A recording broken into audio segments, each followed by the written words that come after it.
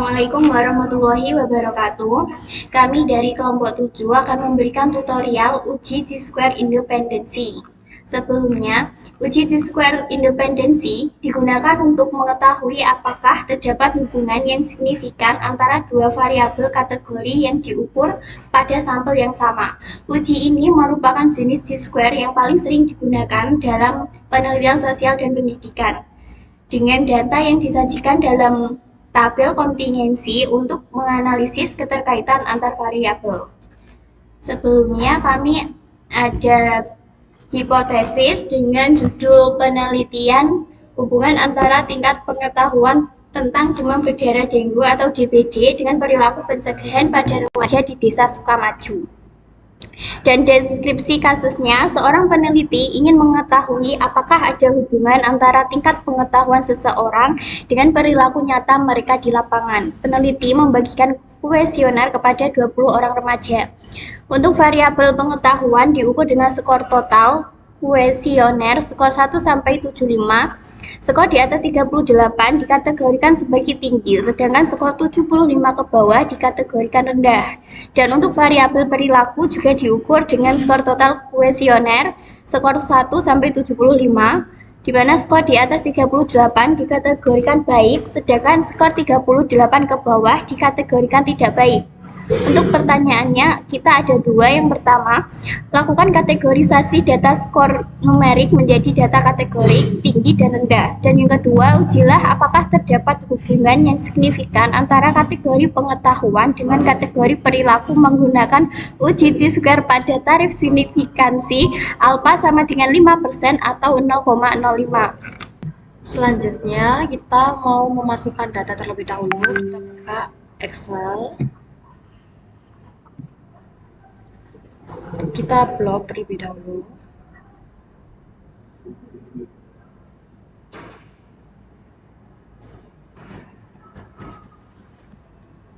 Kita buka statistika.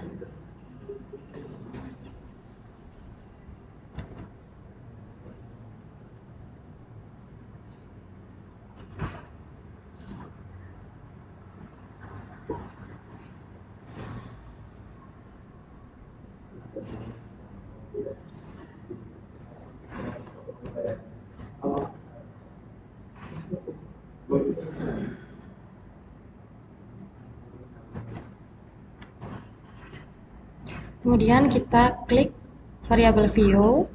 Untuk namanya yang pertama kita ganti pengetahuan. Untuk yang kedua kita ganti perilaku. Nah, untuk desimalnya ini kita nolkan ya. Untuk yang make sure kita ganti ke scale.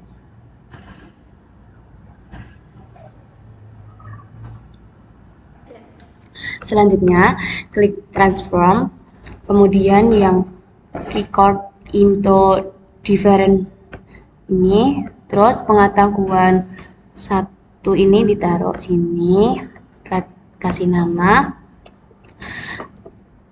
pengetahuan satu, kemudian klik cell, terus all. Lainnya kita klik 1 sampai 38,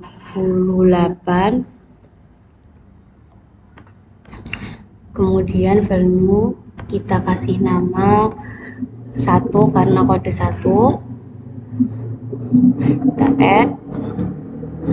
Kemudian yang kedua ini 38 sampai 75,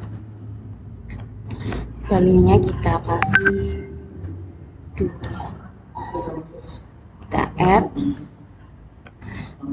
continue, kemudian oke.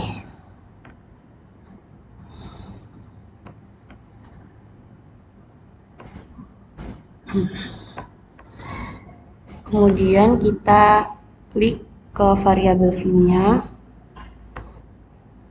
kita ganti desimalnya jadi 0, kemudian yang value-nya kita 1, labelnya rendah, kemudian add, yang kedua kita tetap 2, labelnya tinggi, add juga, oke.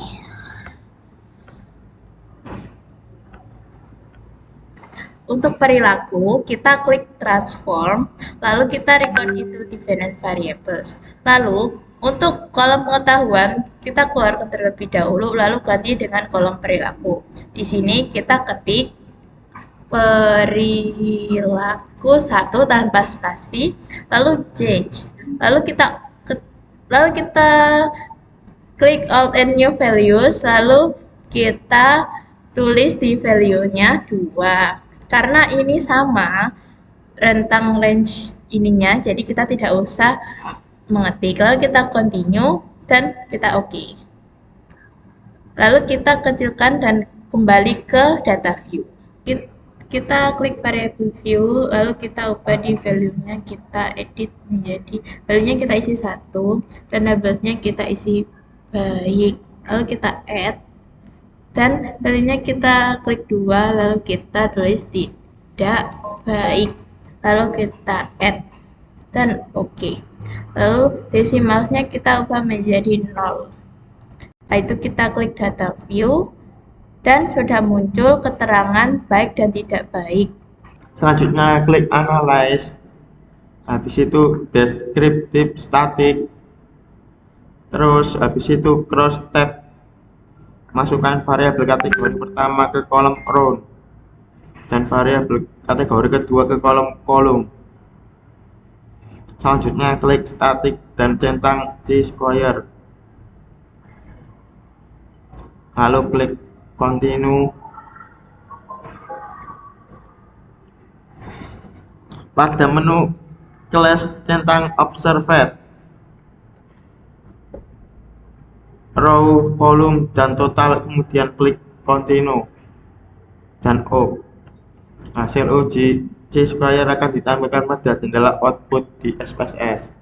Karena nilai signifikasi 0,001 jauh lebih kecil dari A 0,05, maka HO ditolak dan H1 diterima. Artinya terdapat hubungan yang signifikan antara tingkat pengetahuan dengan perilaku pencegahan DBD pada remaja di Desa Sukamaju. Remaja yang memiliki pengetahuan tinggi cenderung memiliki perilaku pencegahan yang baik, tinggi juga.